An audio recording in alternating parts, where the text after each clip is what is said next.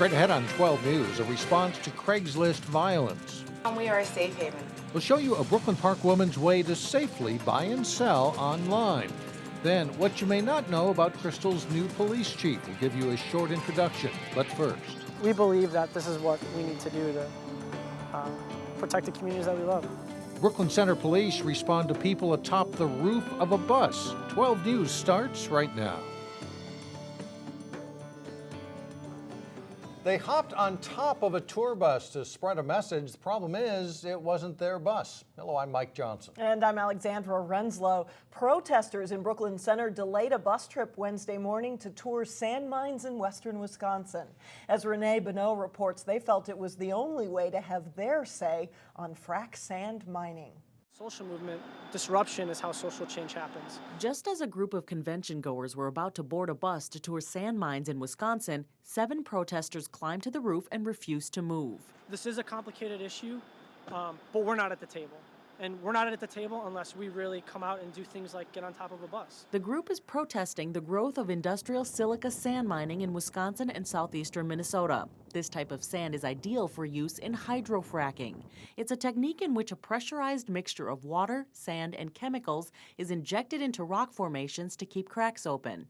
Natural gas is extracted from those cracks. The bus tour was the finale of a 3-day informational silica sand conference at the Earle Brown Heritage Center. Activists from southern Minnesota and Iowa said they tried to prevent the tour to highlight environmental and health risks of sand mining. The silica sand dust, it's a carcinogen that can cause silicosis.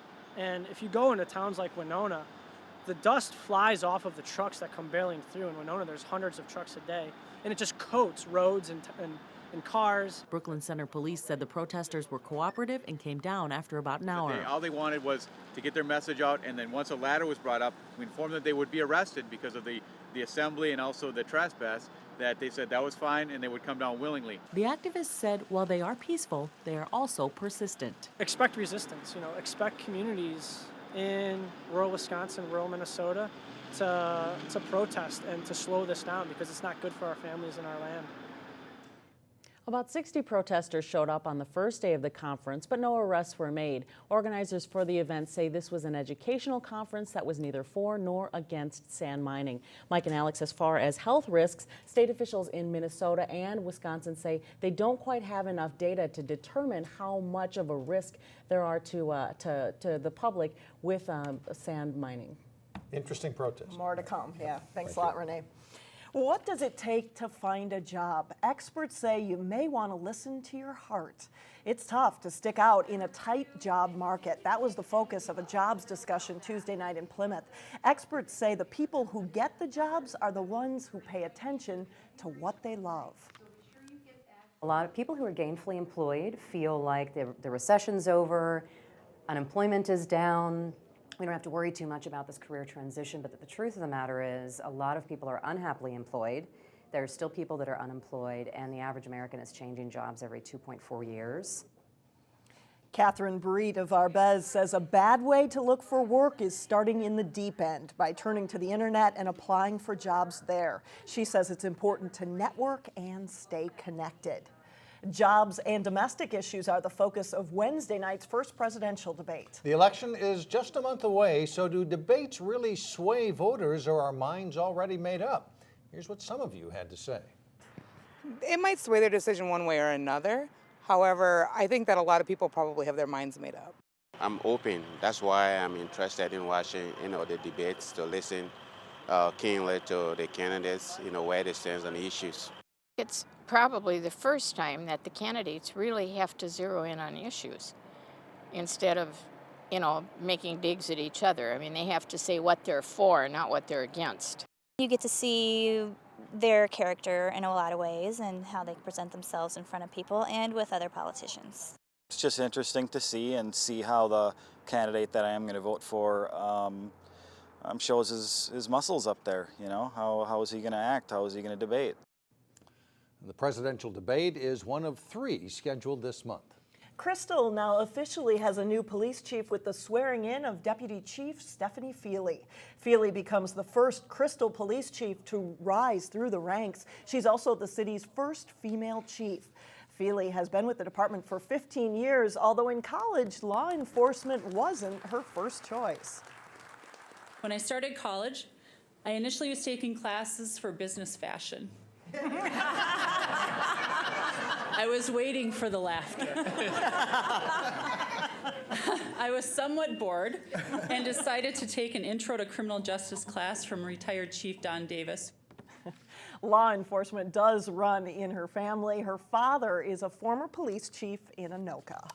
In Robbinsdale, the city council was tending to a different flock, the issue of chickens. So far, the city has issued 3 permits for homeowners who keep more than 2 chickens in their yard.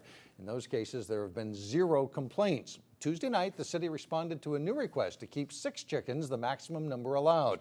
The city council did approve the request despite a concern about raccoons, a common chicken predator. Homeowners must meet certain conditions to keep chickens. That includes proper screening to keep out predators. Well, coming up, something to consider when buying and selling goods online. And later in sports, 2 of the state's top volleyball teams meet up as Hopkins battles Wayzata. But first, the other shoe drops in your AccuWeather forecast. It will feel a lot different come Thursday.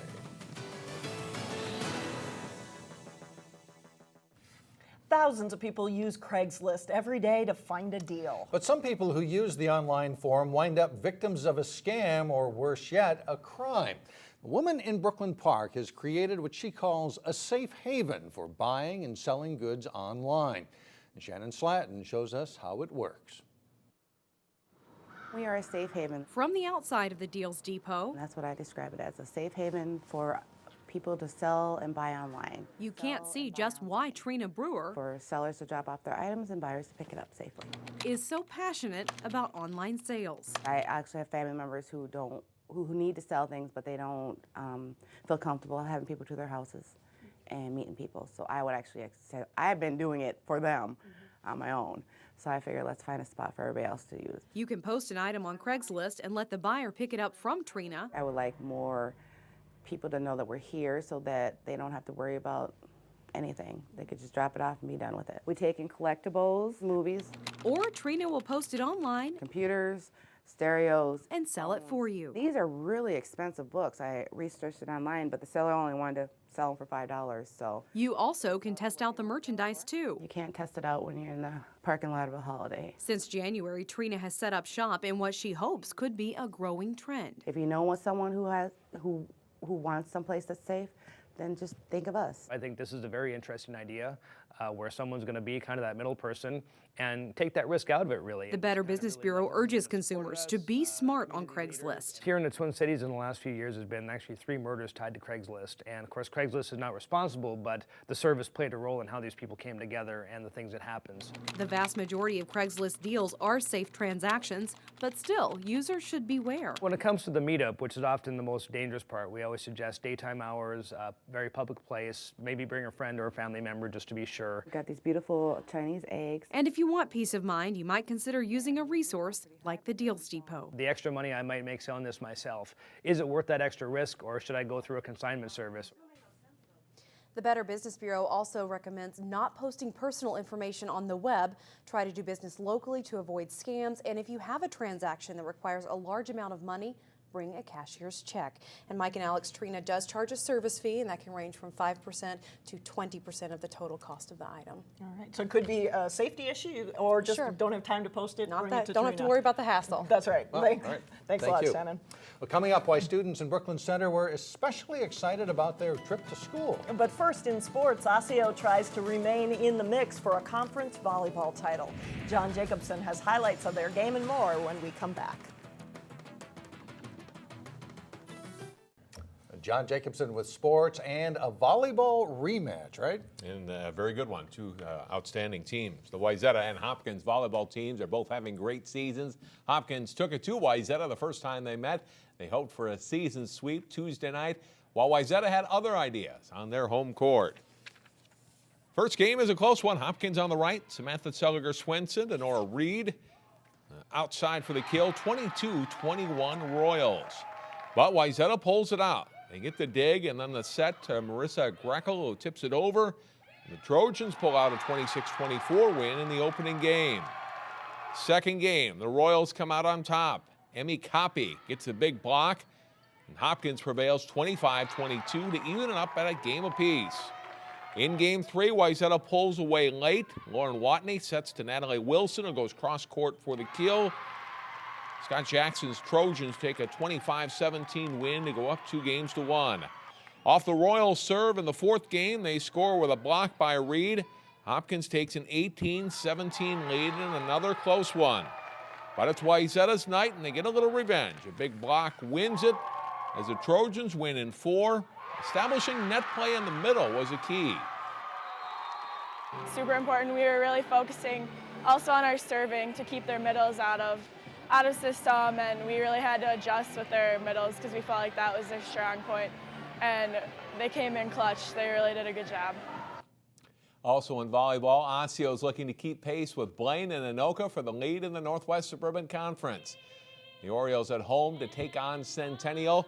First game, the Orioles looking for the kill, but the Cougars' Desiree Saraki comes up with a great dig that falls in for a point. And Centennial wins Game 1, 25-21. Game 2, Osseo comes back. The set by Megan Pekarik to Clark Sanders for the kill. The Orioles lead 15-10. And definitely a balloon-themed night here. The Cougars set the ball to Carly Trout. Her hit blocked by Phyllis Webb and Jackie Jones. Osseo wins Game 2, 25-18. Game 3, Megan Pekarik sets to Webb, and her hit goes off the blockers and down for an Osseo point. And watch the power coming up on the outside attack from Shia Sanders here. The Orioles win that game 25-14. Fourth game, a great serve by Shia Sanders that dives in for a point. Osseo wins in 4. The Orioles are a half game out of first place in the Northwest Suburban. Also in that conference, Maple Grove visiting Armstrong. Maple Grove goes to Aaron Engel for the kill in the opening game. Monica Getchell's team takes a 25-20 win over the Falcons. The setters both attack on this one. Indigo Thompson for Armstrong, and then Kayla Crane gets the kill for Maple Grove. They pull out a 26-24 win to go up 2-0. Playing without injured middle hitter Callie Kuzisto, the Falcons regroup. They score the last 10 points of Game 3 behind the tough serving of Jasmine McGill. They win 25-15 and stay alive. Fourth game back and forth. Thompson sets up McGill for the kill on game point. Armstrong outlasts Maple Grove 33-31. That forces a fifth game. And the Falcons complete the comeback.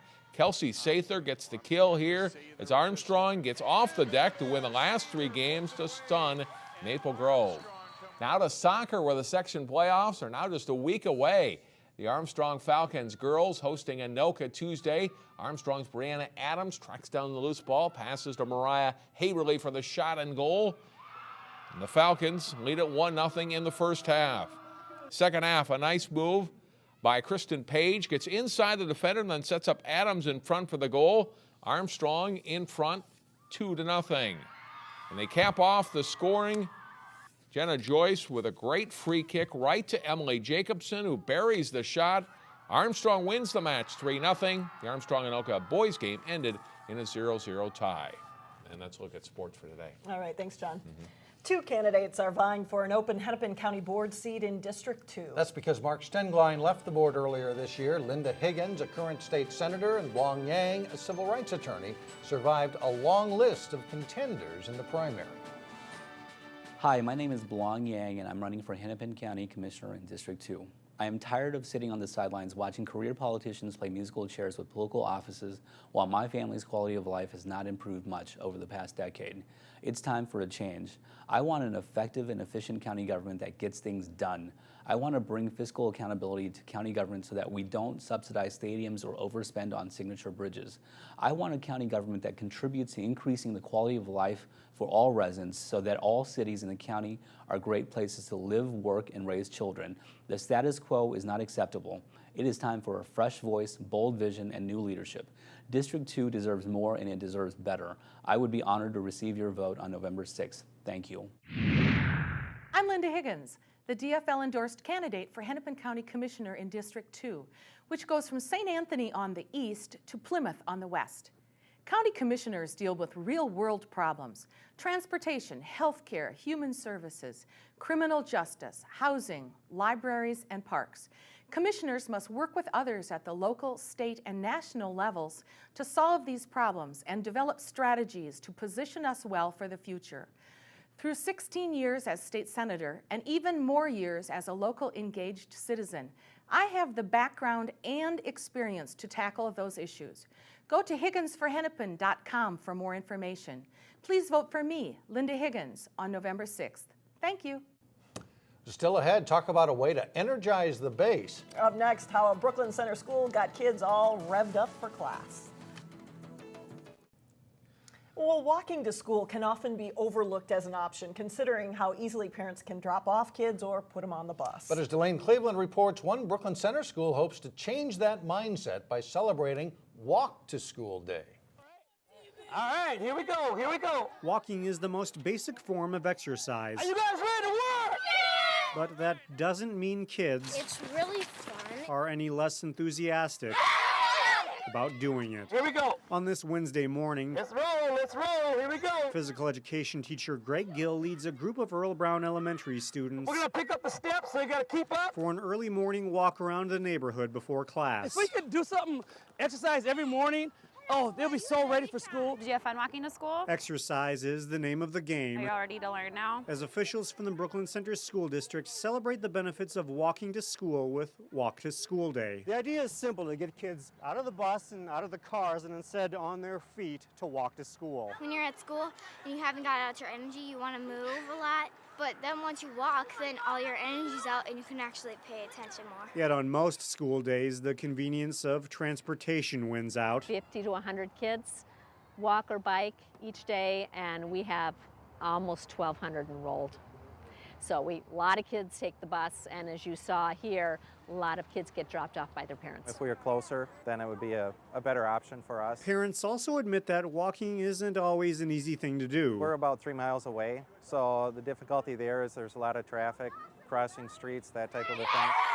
Which is all the more reason why the district organized this event, You guys are doing awesome, you're doing awesome. to put walking on everyone's radar. I think it's great. I think it's a great promotion for the school, for kids, getting more active. In Brooklyn Center, I told you, go for a walk. Delane Cleveland, Keep it going, keep going. 12 News. And with that bullhorn, I'll bet they're awake for class, too. To help build off the momentum, Earle Brown teachers plan to organize a walking school bus where parents lead walks to school every morning. I would walk to work if Coach Gill were leading. I'd Well, if he was follow him. behind you, you'd That's have right. to. Yeah, that's right. That's it for now. Thanks for joining us, everyone. Community Corner is coming up next.